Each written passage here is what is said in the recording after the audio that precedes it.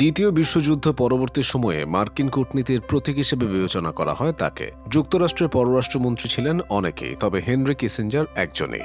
বরাবর ১০০ বছরের জীবনে বহু আর লাখো কোটি মানুষের আছে তার দায়। এই বাংলাদেশের বিরুদ্ধেও বহু অন্যায় অভিযোগ তুলে এদেশের কোটি মানুষের জীবনকে কঠিন করে তুলেছিলেন তিনি। কিসিঞ্জারের কর্মজীবন শুরু হয় গবেষক ও শিক্ষক হিসেবে, পরে যোগ দেন কূটনীতিতে।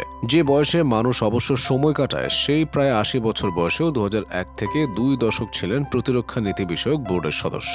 তিনি কাজ করেছেন দুজন মার্কিন প্রেসিডেন্টের আমলে। সফলতা আর সমালোচনা যেন পাল্লা দিয়ে তাকে ঘিরে রেখেছিল। চীনের সঙ্গে যুক্তরাষ্ট্রের কূটনৈতিক সম্পর্কের সূচনা, সোভিয়েত ইউনিয়নের সঙ্গে নিয়ন্ত্রণ চুক্তি, আরব দেশগুলোর সঙ্গে সম্পর্ক জোরদার করায় কিসিঞ্জারের ভূমিকা ছিল।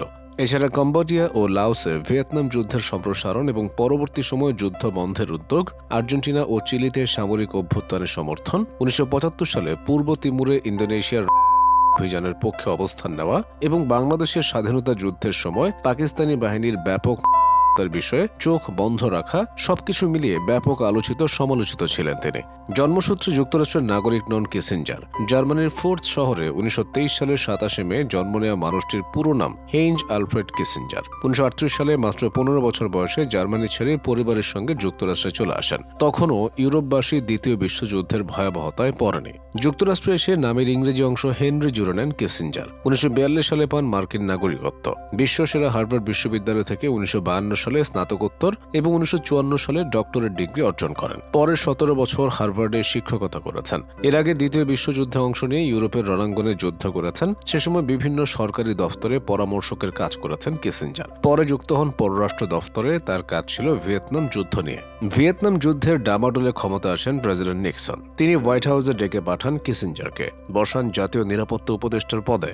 মার্কিন পররাষ্ট্রনীতির অন্যতম আলোচিত সমালোচিত বিষয় এই ভিয়েতনাম যুদ্ধের অন্যতম রূপকার কিসিঞ্জার। এই যুদ্ধকে তিনি লাওস ও কম্বোডিয়ায় ছড়িয়ে দেন। ভিয়েতনাম নিয়ে শান্তি উদ্যোগের মধ্যমণীয় ছিলেন তিনি। বাংলাদেশের মুক্তিযুদ্ধেরও খলনায়ক এই কিসিঞ্জার। সে যুদ্ধে তার দেশ ছিল পাকিস্তানের পক্ষে।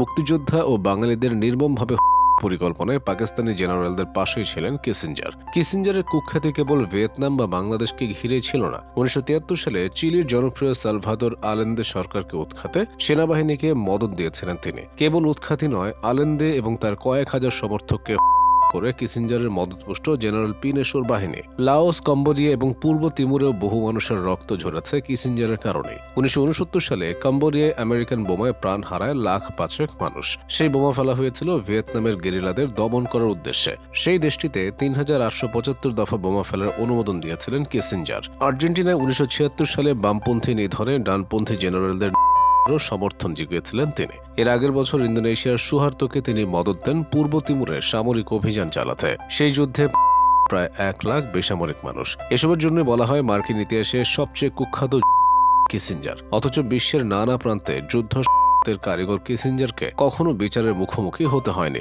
উল্টো ১৯৭৩ সালে শান্তিতে নোবেল পুরস্কার পেয়েছেন তিনি। এ নিয়েও চরম বিতর্কের মুখে পড়ে নোবেল কমিটি। তার সঙ্গে যৌথভাবে পুরস্কার পাওয়া লি থো নোবেল পদক নিতে অস্বীকার করেন। তীব্র সমালোচনার মুখে কিসিঞ্জার নিজেও নোবেল পুরস্কার ফিরিয়ে দিতে চেয়েছিলেন, কিন্তু ফিরিয়ে দেওয়ার নিয়ম আসলে নেই। এসব কীর্তির জন্যই বিশ্বের দেশে দেশে কিসিঞ্জার বলতে কৌশলী খল মানুষকে বোঝান সাধারণ নিরক্ষর মানুষরা। নিজ দেশের সরকারের কাছে কিসিঞ্জার যদিও কূটনীতির আরেক নাম, তবে বহু মানুষের কাছে তিনি কূট মানুষের প্রতীকও।